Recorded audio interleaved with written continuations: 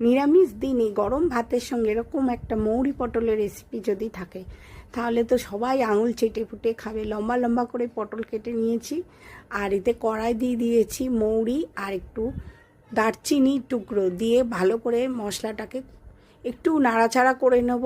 একটু dry roast করে এটাকে আমি গুঁড়ো করে রাখবো। এবার তুলে নিলাম মৌরিটা, তুলে নিয়ে কড়াতে তেল গরম হয়ে যেতে পটলগুলো সব ভেজে নিলাম। লম্বা লম্বা করে কেটেছি, তোমরা তোমাদের ইচ্ছা অনুযায়ী শেপ দিতেই পারো।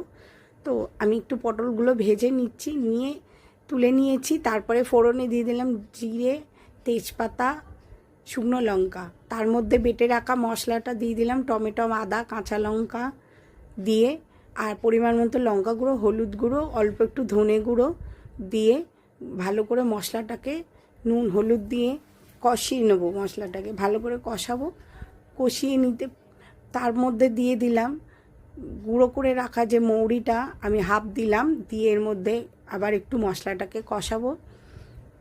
নুন মিষ্টি দিয়ে এবার পটলটা দিয়ে দিলাম, ভেজে রাখা পটলটা দিয়ে আবার মশলাটা যাতে এর মধ্যে ঢুকে যায় সেরমভাবে একটু মশলাটার সঙ্গে একটু পটলটাকে কষিয়ে নেব। নিয়ে এপুট এপুট করে এর মধ্যে দিয়ে দেব দুধ আর অল্প একটু মিষ্টি, পরিমাণ মতো মিষ্টি দিয়ে একটু ঢাকা দিয়ে রান্নাটা করব।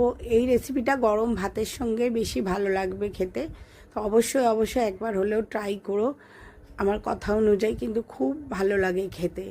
লাস্টে একটু ঘি আর ওই গুঁড়ো করে রাখা যে মৌরি গুঁড়োটা রেখেছিলাম সেটা দিয়ে একটু ঢাকা দিয়ে রাখবো। তারপর আমি এটা পরিবেশন করব। তো তোমাদের কেমন লাগলো রেসিপিটা অবশ্যই কমেন্টে জানিও কিন্তু ভুলো না। তো আজকের মতো রেসিপিটা এখানেই শেষ করছি। সবাই সুস্থ কামনা জানাই। আবারও নেক্সট ভালো রেসিপির সঙ্গে হাজির।